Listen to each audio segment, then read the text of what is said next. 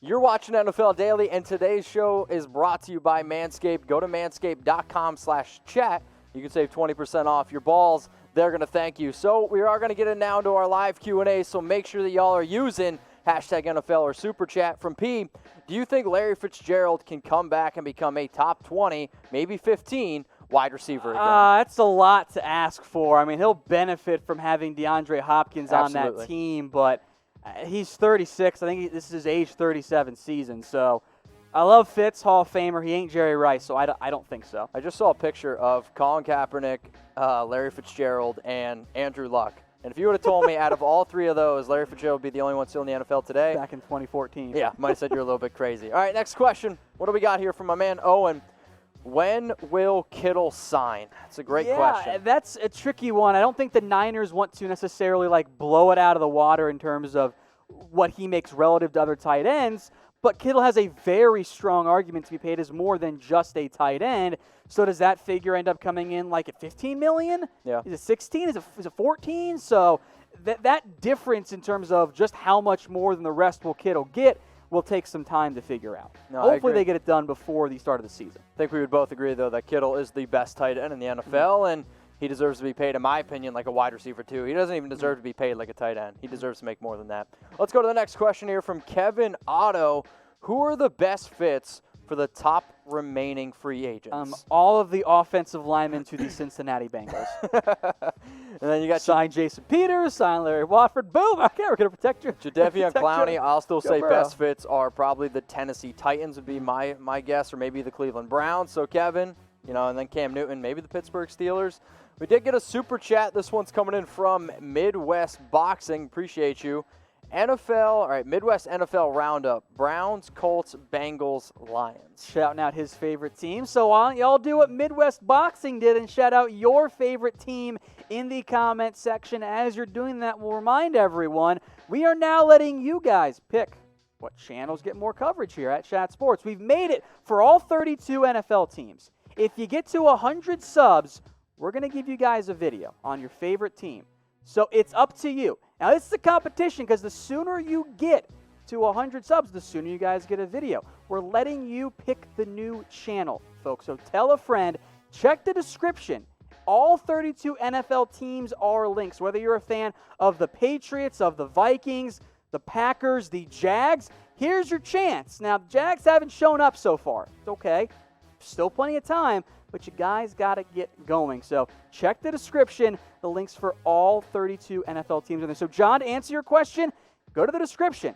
You could also just go to chatsports.com/Colts TV. The secret shortcut is there, all chatsports.com/insert your team name and then add TV to the end. But Colts, Titans, Jags, everything is in the description. Let's go to the next question from Gardner Minshew. Is Josh Allen a 12-sack player this season? Entering year 2, I'm going to say no. I mean, he wasn't that far away. Allen had a really good year last year for the Jacksonville Jags, and I assume you mean that and not the quarterback. Josh Allen, the quarterback, taking a whole bunch of sacks next year. He was close last year. He had a really promising season at 10.5 sacks. Now, I think the loss of Calais Campbell might reduce that a little bit. I think teams will pay more attention to him. If Yannick's not back, that might make things more complicated for Josh Allen. I don't think he gets to 12, but I think he has another very promising year that, again, shows why he was worthy of that number 7 overall pick and why the Jags were smart to take him. Let's go to my man, Liam Drever. What's up, brother? Appreciate your question, and make sure you guys are using hashtag NFL.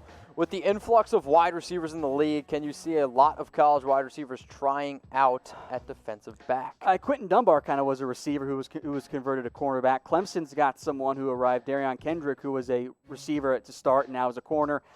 I don't think you'll see the change at the NFL level. Yeah, I agree. You will see it before then, because in most cases, not all, but in most cases, if you're making that type of change once you're in the NFL, it's probably too late.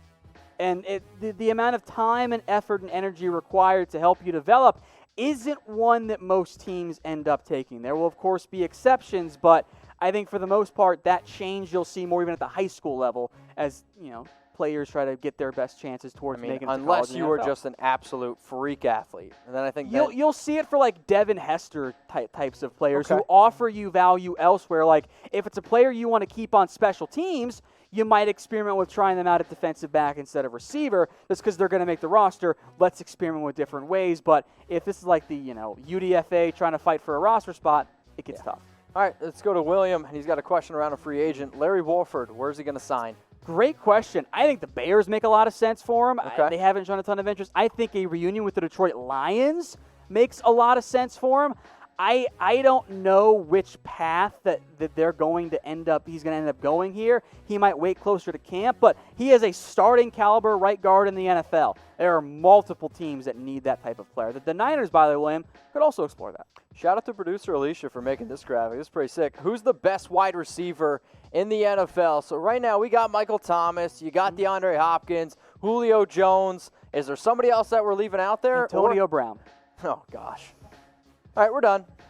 We're done. No, seriously, though, who's the best wide receiver in the NFL? If you, I see that Devontae Adams is getting a vote in there. I mean, I'm not going to go against him, but yeah, my vote right now probably is going to be for Michael Thomas. I'm also not going to disagree with DeAndre Hopkins. I won't disagree with Julio Jones either, though. I think I'd go Nuke or Julio both over Thomas. Like, Thomas is a great receiver. And Offensive fit. The Saints use him perfectly, so I don't want to, dock him just because he's used properly.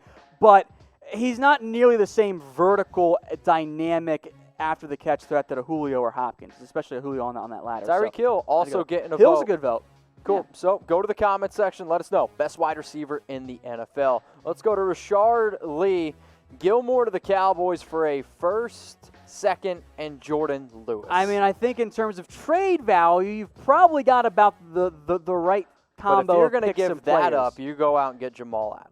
I know. I'd take Gilmore first and foremost over Adams. You think that'd be a better fit for the Cowboys? Yeah, corner's more important. It's a bigger need, and Gilmore's a better player. Cool. Let's go to DJ. But the Patriots won't do it. Okay, that's fair. DJ exclusive. Dez Bryant this year to what team? Man, I would have said the Cowboys before the draft, and then they went out and drafted CeeDee Lamb. I mean, if they wouldn't have drafted CeeDee Lamb, they would have taken a receiver in round 2 or 3. Okay. So, I think the Saints make some sense.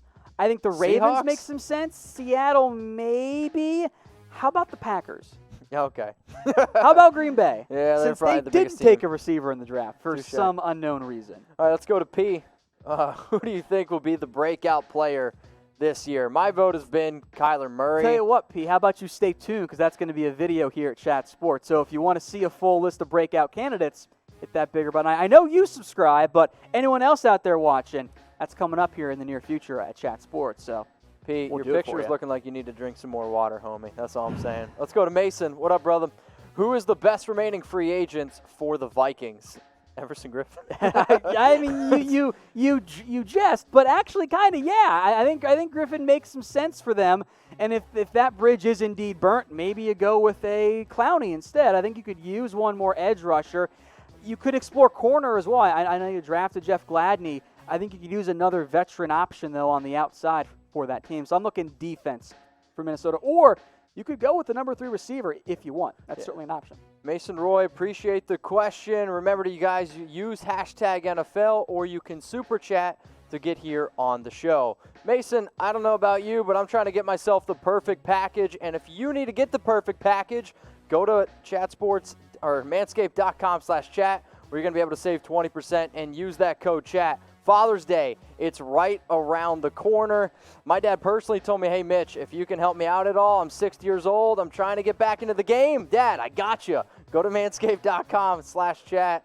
20% off. You have a great relationship with your dad. Dude, my dad is my best friend. That's my dude. There you go. But seriously, though, so I'm trying to hook him up. But even for the people out there, they just want to get something special for yourself.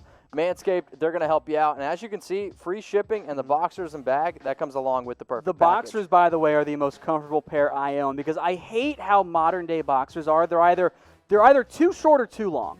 Like, they don't fit and rest properly. Find yourself somebody that loves you as much as Tom loves Manscaped boxers. Let's go to Harris's beard. Eric Reed and Snacks Harrison to the Houston Texans. Snacks Harrison is interesting because of the whole Oh my God, I can't think of his name. Jernigan, yeah. Yeah, he's out, not going to sign with the Texans after all. I think it makes a lot of sense. You could use another veteran safety in Houston. I don't think they'd be that expensive at their point. Damon Harrison would come in and help, assuming he's healthy, provide a much-needed run-stopping boost to help fully replace DJ Reader. Yep. So I am on board with both of those moves if I were Houston Harris. I think that's a pretty good pickup. I agree. Harrison, it's a good question. Let's go to this last one from big, you-know-what, Nick here, who definitely uses Manscape. Do you think the Bears can make the playoffs with an average offense? Yeah, they did it in 2018. Yeah, I mean, where do we think their offense ranked last year? Bottom 10? Bottom 10. Bottom 10, so like, I think minimum. So, like, if they get that little boost there, and if you're able to provide that boost, or you push Mitch Trubisky to provide that boost, if that defense is top 5, top 10, I think that ends up being the case, yeah.